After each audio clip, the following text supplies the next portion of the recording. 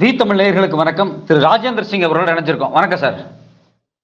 இப்போ மோடி அப்படிங்கிற ஒரு அலை வந்து நார்த் இந்தியா முழுக்க இருக்கு அப்படின்னு சொல்றாங்க. உண்மையிலேயே இப்போ வந்து மோடிக்கு வந்து அந்த ஒரு ஒரு கிரேஸ் இருக்கா? தேர்தலில் அங்க இருக்கக்கூடிய கள நிலவரம் என்ன சார்? இப்போ டெல்லி, ஹரியானா, ராஜஸ்தான்ல பிஜேபிக்கான கள நிலவரம் என்ன? கள நிலவரம்ங்கிறது வந்து மோடியோட கிரேஸ் இருக்கும், யூபியில் இருக்கும், இல்லைன்னா சில பீகார் சைடு அந்த சைடு இருக்கும், எம்பி சைடு கொஞ்சம் இருக்கும். பஞ்சாப்குள்ள வந்து நாங்கள் ஊருக்குள்ள விடமாட்டோம்னு சொல்லியிருக்கோம். பிஜேபி கேண்டிடேட் வந்தால் ஊருக்குள்ள வரக்கூடாதுன்னு சொல்லியிருக்கோம். ஹரியானாலையும் அந்த ஃபேக்ட் இருக்கும். அதை சேஞ்ச் பண்றதுக்கு தான் கட்டுற மாற்றி புது சிஎம் போட்டிருக்காங்க. அந்த சிஎம்மோட ஜாதியில வந்து 30% ஓட்டு இருக்குது ஹரியானாக்குள்ள. அதனால மாத்திட்டாங்க. இல்லைன்னா ஓட்டு விழுகாதுன்னு அவங்களுக்கு நல்லா தெரியும். அதனால மாத்திட்டாங்க. வேற ராஜஸ்தான்லயும் அந்த ஃபேக்ட் வராது. யூபி ஒண்ணு இந்த மாதிரி ஏரியால மாத்திரம் தான். ஒரிசால ஓரளவு கொஞ்சம் இருந்தது. அதுவும் வந்து அவங்க கூட்டணி வைக்க மாட்டேன்ட்டாங்க. அதுவும் முடிஞ்சு போச்சு. பஞ்சாப்ல ஒரு சீட்டு வராது. அதனால மோடி அலை வந்து சும்மா அதேதான்.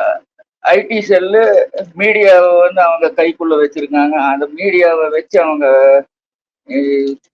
இந்த சர்வே பண்றோம், அதுல ஒரு 400 சீட் எடுக்கிறாரு, 500 சீட் எடுக்கிறாரு. அது சும்மா அதெல்லாம் வந்து ஒரு பெரிய இது இல்லைங்க. அதெல்லாம் வந்து பஞ்சாப் சுத்தம், ராஜஸ்தானும் கம்மி தான், ஹரியானா இல்ல.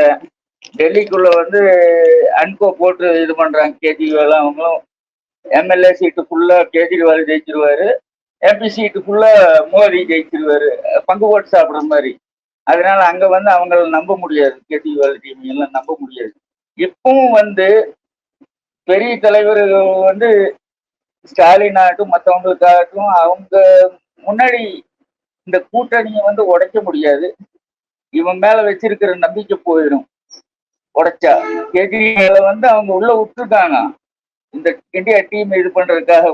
அந்த மாதிரி ஒரு இது. அப்போ இவங்களே திட்டமிட்டு வந்து அவனை ஜெயில போட்டு அந்த டீமை வீக் பண்றதுக்காக பண்ண மாதிரி எடுத்துக்கலாம். ஏன்னா ஸ்டாலின் இவங்கெல்லாம் வந்து இவனை முன்னாடி வச்சு ஒரு இது பண்ற மாதிரி பண்ணியிருந்தாங்க. கேஜ்ரிவால நல்லா பேசுறா இது அப்படிங்கிற மாதிரி எல்லாம், கெத்தா பேசுறான் அப்படி அப்படிங்கிற மாதிரி எல்லாம். அது வந்து அவங்களே சொல்லி உள்ள வச்சு எலெக்ஷனுக்கு அப்புறம் விட்டுறோம், கூட்டணி வீக் ஆகட்டும் அப்படிங்கிற மாதிரி சொல்லி இது பண்ணியிருந்தாலும் பண்ணியிருப்பாங்க. அவங்க பிஜேபியும் கேஜ்ரிவால் நம்ப முடியாது. அதனால டெல்லிக்குள்ள வந்து எப்படிங்கிறது வந்து இடத்துக்கு தரலாம். யூபியில கொஞ்சம் இருக்குது, பீகார், வெஸ்ட் பெங்கால், அங்க அந்த ராமர் கோயில் ஃபேக்டரி கொஞ்சம் இருக்குதுங்க. மற்ற இடத்துல எல்லாம் வந்து சுத்தமா சொல்ல முடியாது. அங்க எல்லாம் அந்த மோடி கிரேஸ் எல்லாம் இல்லை. பஞ்சாபுக்குள்ள நீங்க வந்து பாஜகவை சார்ந்தவங்கள பிரச்சாரத்துக்கு கிராமங்களுக்கு கூட நாங்க உள்ள விட மாட்டோம் அப்படின்னு சொல்றீங்க. களத்துல அது வந்து சாத்தியமா சார்? அது போனதாட்டி உடலையே. போனதாட்டி நாங்க டவரை எல்லாம் கூட இது பண்ணிட்டோம். ஜியோ டவர்களை கூட ஊர்ல இருந்து எல்லாம் எடுத்து இது பண்ணிட்டோம். டவர், மொபைல் டவர் வந்து எவ்வளவு பெரிய இது, அதையவே வந்து நெட்வொர்க்கவே தூக்கி வெளியே போட்டோம். இது வந்து ஒவ்வொரு ஊர்ல வந்து வரணும்னா ஊர்க்காரன் கூப்பிட்டா தானே வரணும். இப்ப என் ஊர்ல வந்து 500 பேர் இருக்கான்னா ஒரு 5 பேர் பிஜேபிக்காரன் இருக்கணும். அவன் தான் கூப்பிடுவான். அப்ப அவனுக்கே தெரியும் இங்க வந்து சத்தம் போடுவாங்கன்ட்டு. அப்ப அவன் கூப்பிட மாட்டான். அப்ப சும்மா வந்து வண்டியில சுத்தலாமே ஒழிய வண்டியில சுத்துறதும் வந்து விட மாட்டாங்க. ஊருக்குள்ள வர்றதெல்லாம் வந்து எங்களை மீறி எல்லாம் வர முடியாது. கிரவுண்ட் லெவல்ல எல்லாம் நான் என்ன சொல்றேனோ அதான் கிரவுண்டு. இங்க அந்த இதெல்லாம் இல்லைங்க. சும்மா சும்மா பந்தாக்குன்னு சொல்லிக்கிறது அதெல்லாம் இல்லை.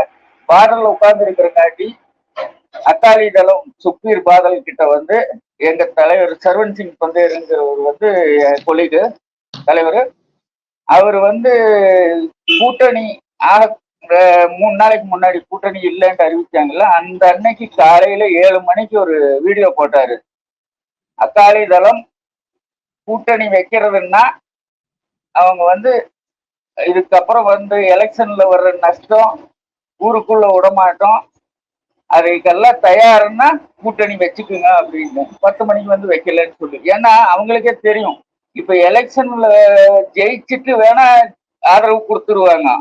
ஆனா எலெக்ஷன் டைம்ல வந்து விடமாட்டேன்னா விடமாட்டேன் தான். அதெல்லாம் வந்து ஊருக்குள்ள வர முடியாதுன்னா வர முடியாதுதான். ஹரியானாக்குள்ள அந்த இது இருந்தது. 75,000 ஃபேக்டரி, 75,000 ஆர்மடு ஃபோர்ஸ் இது பண்ணியிருக்கானுங்க. மிலிட்ரி இந்த விவசாய போராட்டத்தினால.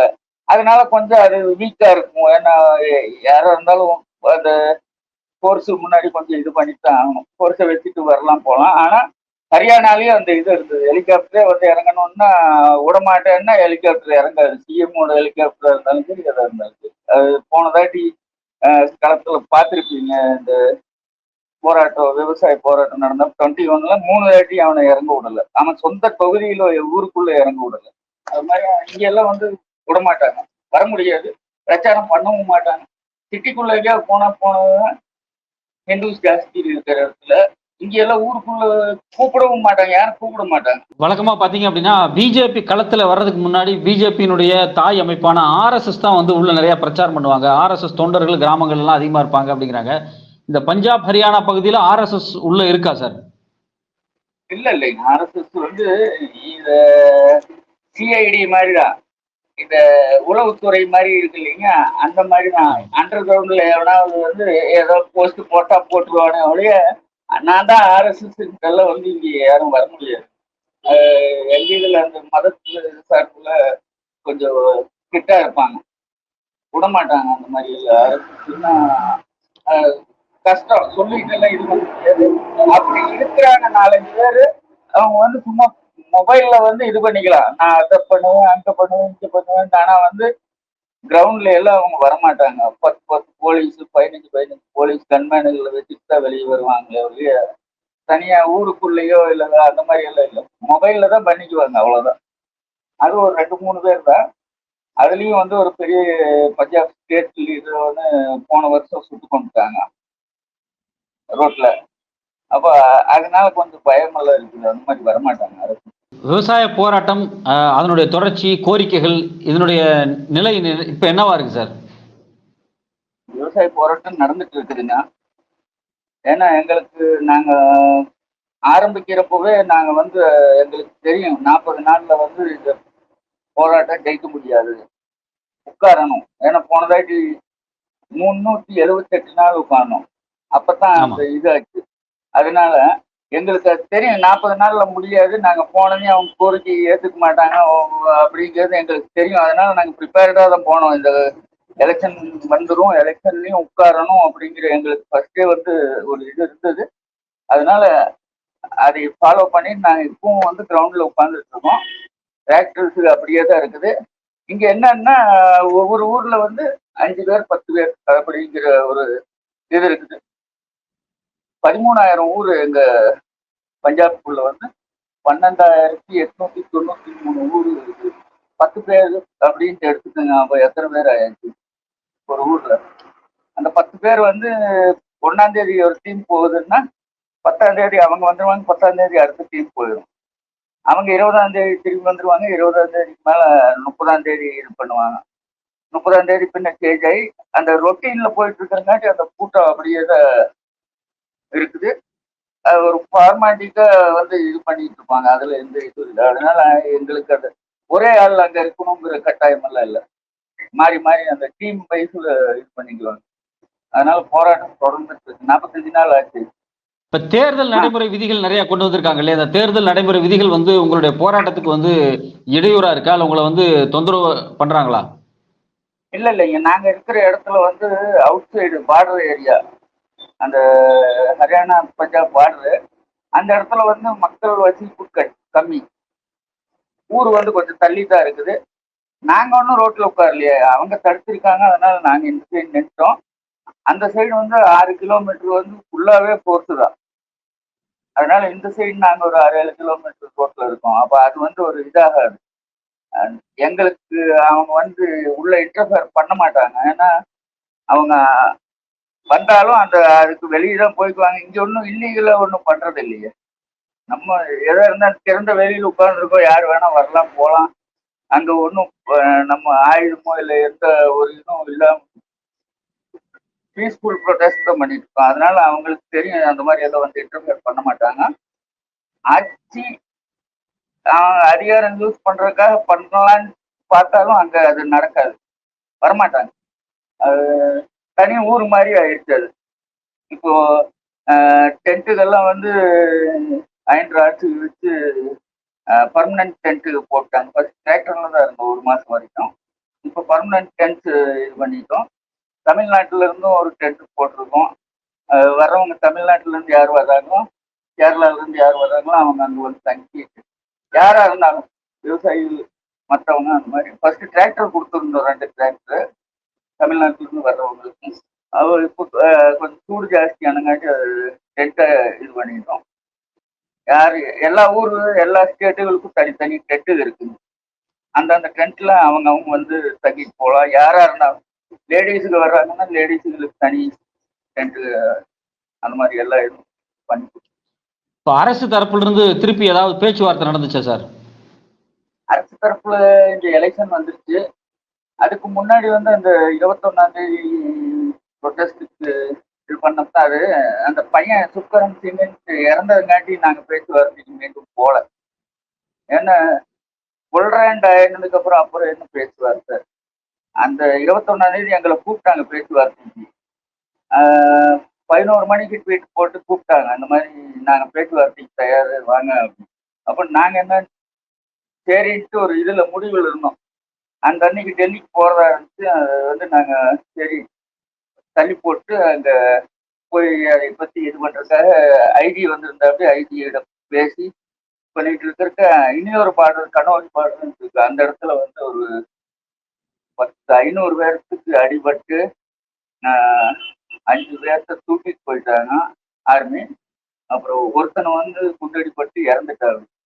அந்த நியூஸ் கேட்டதையும் நாங்கள் வந்து பேச்சுவார்த்தை கேன்சல் பண்ணிட்டு அதுக்கப்புறம் எந்த ஒரு பேச்சுவார்த்தைக்கும் வரல.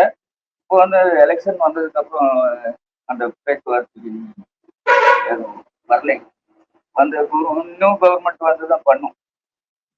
அது வரைக்கும் செட்டிங்ல தான் இருக்கும்.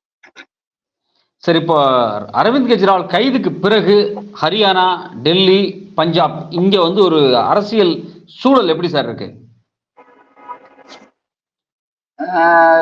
கெஜ்ரிவாலை பத்தி சொல்லணும்னா சவுத் இந்தியா வந்து அவரோட இது வந்து தனி கவி.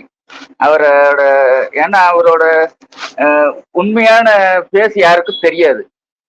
இவங்க வந்து ஐடி செல்னால உருவாக்கப்பட்ட தலைவர்கள். போராட்டம்னு ஒண்ணு ஆரம்பிச்சு இப்பவும் வந்து என்னன்னா கெஜ்ரிவால் பிடிச்சது வந்து உண்மையா இல்லையாங்கிறதே ஒரு பெரிய இதா இருக்குது. ஏன்னா பி டீமுங்கிற மாதிரி ஒரு பேஸ் இருக்கு அவங்களுக்கு. அவங்க என்ன செய்யறாங்களோ அதை ஆதரிக்கிற மாதிரி. ஏன்னா சவுத் இந்தியா ரொம்ப தூரம் அவங்க முழு இது வந்து தெரியறது இல்லை யாருக்கும். இங்க வந்து பஞ்சாப்ல வந்து 2 வருஷம் ஆச்சு. ஒரு வாக்குறுதியும் இது பண்ணல. அதுக்கு ஆப்போசிட்டா இளைஞர்களை பிடிச்சி இங்க நேபாள் சைடு அசாம் சைடு வந்து டிப்ரூகட்ன்ட்டு ஒரு ஜெயில் இருக்கு, அதுல அடைச்சிருக்காங்க. ட்ரக் கண்ட்ரோல் பண்ண முடியல. இது வந்து ஆப்கானிஸ்தான் பாகிஸ்தான் அந்த பார்டர் ரேஞ்சுங்கிறங்காட்டி ட்ரக்ஸ் இது இருக்குது. அதுல ட்ரோன்ல வந்து இது பண்ணிட்டு போறாங்க, எல்லாம் பண்றாங்க. அது கண்ட்ரோல் பண்ணல.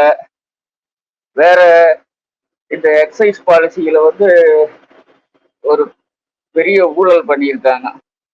ஊழல்னா அதுல கேசிஆரோட பொண்ணும் இருக்குதுன்னு நினைக்கிற கவிதா, ஆமா, ஹைதராபாத். இவங்க வந்து எல்லாம் டிஸ்டிலரி ஓனரு. கேஜ்ரிவால் வந்து முதலமைச்சர். இவங்களுக்குள்ள எல்லாம் கனெக்ஷன் இருக்குது.